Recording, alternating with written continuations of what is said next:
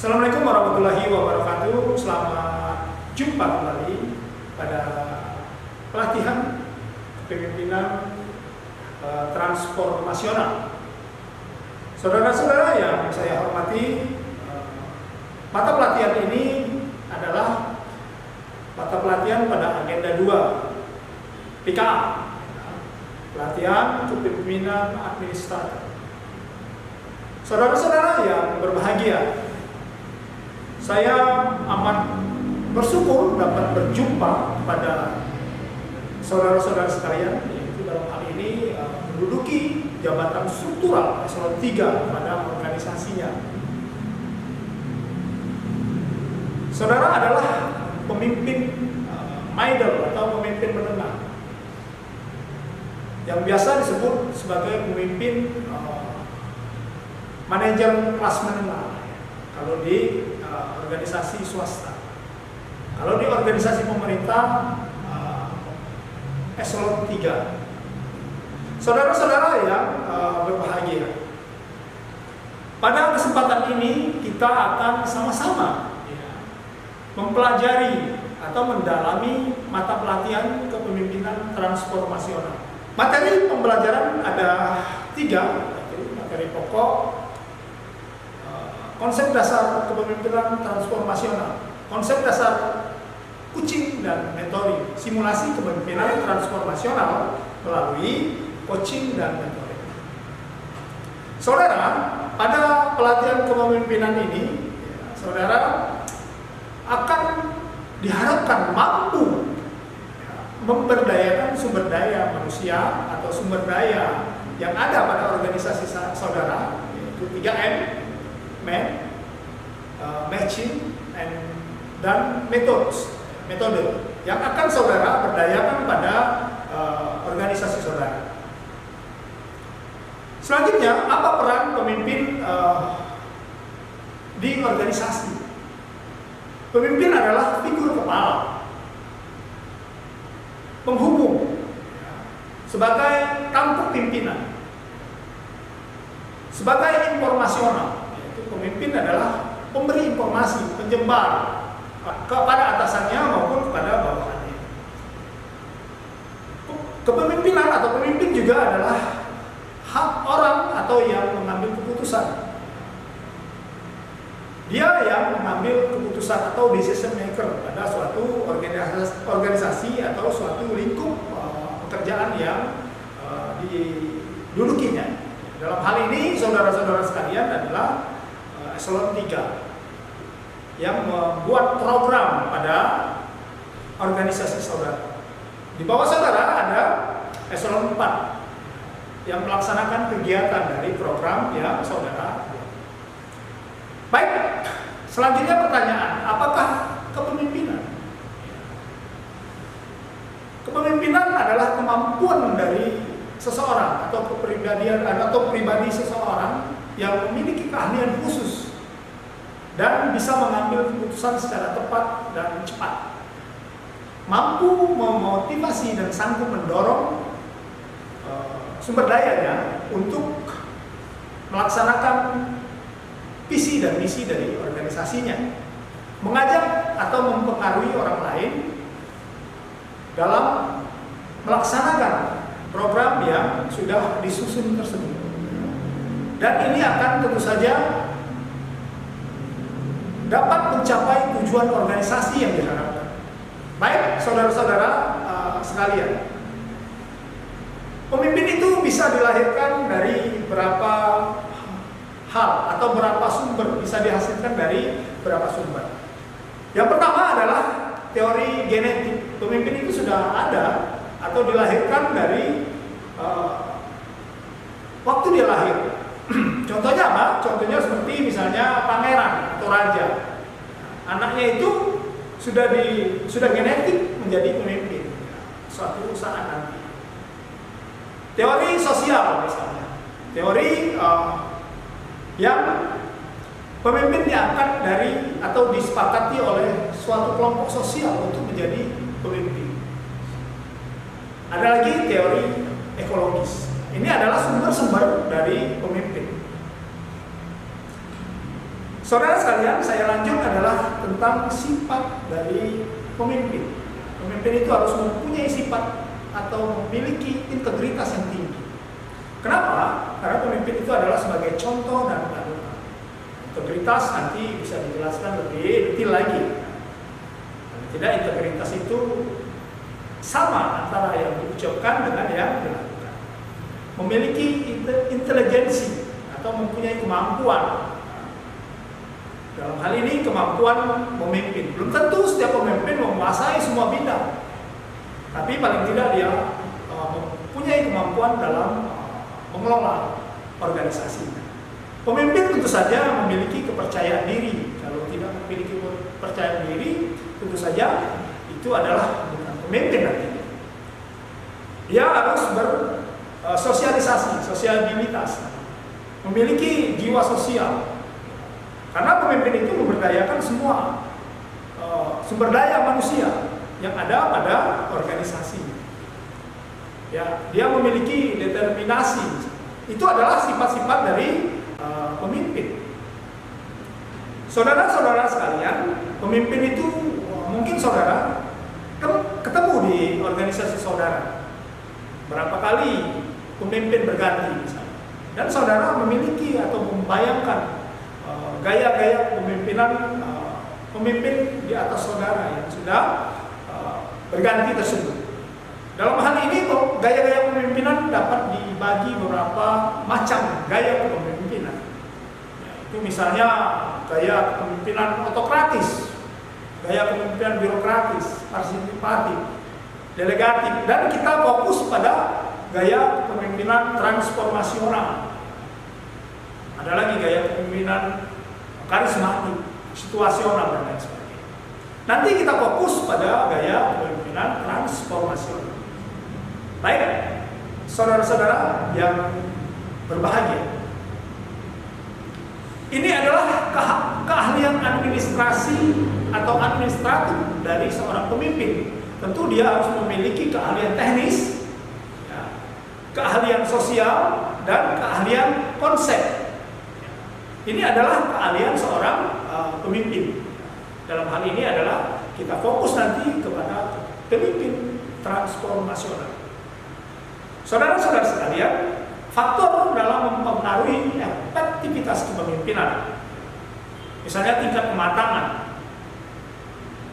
Gaya kepemimpinan transformasional amat penting, karena gaya kepemimpinan transformasional akan menghasilkan kinerja yang tinggi terhadap organisasinya. Ciri-ciri transformasional atau kepemimpinan transformasional: mempunyai visi, mempunyai vision, minat terhadap apa yang dikerjakan. Memimpin dengan perbuatan, bukan hanya dengan perkataan, melakukan inovasi, memberdayakan manusia, memanusiakan orang anggota organisasinya, misalnya, memiliki empati dan lain sebagainya. Ya. Baik, nanti saudara bisa lihat di bahan tayang ataupun pada modul, ya, ciri-ciri kepemimpinan transformasional tersebut. Kepemimpinan transformasional, apa manfaatnya? Akan meningkatkan kinerja organisasi nantinya secara signifikan. Kepemimpinan yang berorientasi jangka panjang dan kepuasan kepada penggunanya, pada masyarakat, kepada organisasi lainnya yang berkaitan dengan organisasi, akan meningkatkan komitmen, kepuasan, dan meningkatkan keberhasilan dari suatu organisasi. Karakteristik kepemimpinan transformasional yaitu dapat meningkatkan emosi, misalnya kebanggaan, respect, kepercayaan dari suatu organisasi untuk dapat menyelesaikan visi ataupun cita-cita dari suatu organisasi. Pemimpin transformasional juga dapat menjadi sangat humanis atau bersosialisasi dengan anggota organisasinya, bisa sebagai coach, bisa sebagai mentor. Nanti di sini akan saya jelaskan apa perbedaan coach dengan mentor. maupun bisa bertindak selaku konselor ataupun konsultan pada bawahannya. Baik, ini adalah prinsip-prinsip kepemimpinan transformasional. Memiliki karisma, memiliki stimulasi intelektual. Ini ya, banyak lagi ciri-cirinya. Ya, ada ini prinsipnya ada 3. Itu memiliki perhatian yang individualistik, perhatian yang bisa menjangkau orang per orang. Misalnya ada masalah satu orang, dia bisa menyelesaikan secara orang per orang. Jadi individual bisa diselesaikan karena dia bisa bertindak sebagai coach, mentor ataupun konsultan nanti. Ya. Ini adalah ciri-ciri kepemimpinan transformasional.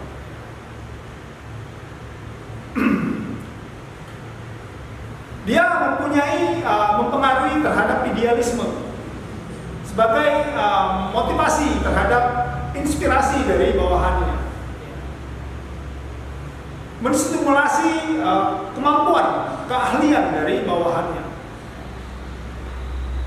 mempunyai visi dan minat terhadap pekerjaan yang digelutinya, memiliki empati, dan dapat bersosialisasi terhadap organisasinya atau human nature. Ini adalah ciri-ciri dari pemimpin transformasi. Lalu apa peran pemimpin transformasional dalam menggerakkan inovasi dalam organisasinya?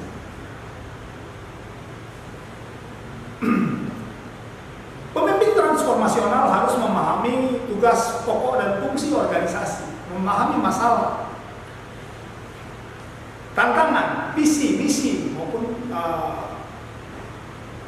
hambatan dari organisasinya, memiliki potensi staf yang bisa diandalkan. Ini akan mempercepat pemimpin transformasional dalam melaksanakan tugas-tugasnya untuk mencapai tujuan dari organisasinya. Ya, baik, saudara-saudara sekalian.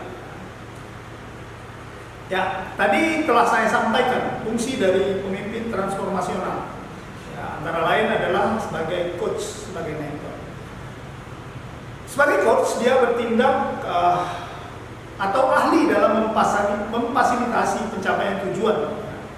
Dan sebagai coach tidak harus ahli atau benar-benar ahli dalam bidang-bidang atau topik yang akan dibicarakan.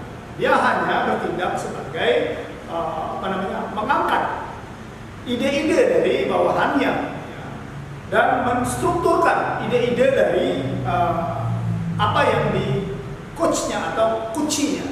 Ini ya, ini sehingga dia tidak harus ahli misalnya pembuatan jalan. Sebagai coach dia cuma hanya menggali potensi dari bawahannya itu untuk menimbulkan pemikiran kreatif atau inovasi dalam pelaksanaan. Dia menyediakan tools ya, atau alat-alat untuk memotivasi dalam pencapaian. Bisa bertindak sebagai fasilitator, tapi bukan guru. Dia motivator dalam mendukung pencapaian tujuan yang akan dicapai oleh coachnya. Coach juga akan percaya pada solusi ada pada setiap orang. Orang itu memiliki kemampuan untuk menyelesaikan setiap permasalahan. Coach adalah membangkitkan kepercayaan itu sehingga coachnya bisa melaksanakan atau menyelesaikan permasalahan yang ada pada dirinya. Ini adalah fungsi coach pada kepemimpinan transformasional. Selanjutnya ya adalah teknik coaching. Ini adalah contoh tekniknya adalah GROW, ya. Goal, Reality, Option, Way Forward. Misalnya, gambarkan masalah dan harapan-harapan. Apa masalahnya? Gambarkan. Suruh dia menggambarkan masalah dan apa harapannya. Ini adalah proses dalam coaching. Masalah itu sama-sama kita simpulkan bahwa itu adalah suatu masalah dan akan menjadi mendapatkan atau mencari solusi bersama-sama nantinya. Ini adalah teknik coaching. Yang dominan nanti ada pada kemampuan kuncinya untuk menyelesaikan sebuah masalah. Sementara coach adalah mendeskripsikan saja apa itu masalah yang dihadapi, bagaimana harapannya, dan bagaimana rencana aksinya. Ini adalah proses atau teknik-teknik coaching. Lalu pertanyaan, mengapa melakukan coaching? Apa fungsinya pada pemimpin perubahan? Ada beberapa hal, ya. Misalnya membantu pelaksana pekerjaan untuk menangani situasi sehingga situasi itu menjadi lebih baik. Memberikan kesempatan pada coachingnya atau yang dibimbingnya untuk melakukan atau menemukan solusi yang terbaik untuk menyelesaikan permasalahan itu. Membangun pengertian-pengertian, konsep-konsep yang lebih baik. Ini akan memperbaiki kinerja individual masing-masing, ya. Karena tentu saja pemimpin transformasional bisa mendalami permasalahan orang per orang, satu-satu orang. Ini adalah fungsi dari kepemimpinan transformasional yang tidak dimiliki oleh gaya kepemimpinan lain. Baik, selanjutnya adalah fungsi mentoring. Mentor tentu saja berbeda dengan coach. Mentor ini biasanya dia yang ahli dalam bidang pekerjaannya dan bersedia membagikan pengalaman ataupun keahlian pada mentinya atau orang yang dimentornya. Mentoring adalah proses berbagi pengalaman, pengetahuan, karena dia memiliki pengalaman, pengetahuan. Biasanya orang yang duduk di jabatan yang bisa memberikan pengetahuan dan pengalaman kepada bawahannya. Dan dia biasanya expert pada bidangnya tersebut. Mentor juga mengajarkan trik pengalaman sukses, metode sukses, cara sukses dengan pengalaman, dengan keahlian, dengan kemampuan yang sudah ada pada dirinya. Nah, itu ada bedanya antara mentor dengan coaching. Selanjutnya tugas mentor mendampingi mentinya, ya, sesuai dengan keahliannya. Karena mentor ini harus menguasai, harus ahli dalam bidang yang harus ahli dalam bidangnya. Baik, saudara-saudara sekalian, telah saya jelaskan perbedaan antara coaching dengan mentoring. Kenapa ini perlu dijelaskan? Nanti saudara-saudara, kalau menjadi pemimpin transformasional, dua fungsi ini akan melekat pada pemimpin transformasional tersebut. Ya, baik, itu saja yang dapat saya sampaikan saudara-saudara sekalian. Ya, saya berharap hal yang sedikit ini bisa menambah atau sama-sama memberi wawasan kepada kita. Untuk lebih lengkapnya silakan saudara lihat di modul ataupun di bahan tayang maupun bahan ajar yang telah disampaikan. Saya berharap saudara akan menjadi pemimpin transformasional ya, pada eselon, dalam hal ini eselon 3 ya, middle management ya, dan akan membangun suatu organisasi yang lebih efektif dan lebih efisien nantinya. Saya akhiri, billahi taufik wal hidayah. Wassalamualaikum warahmatullahi wabarakatuh. Terima kasih.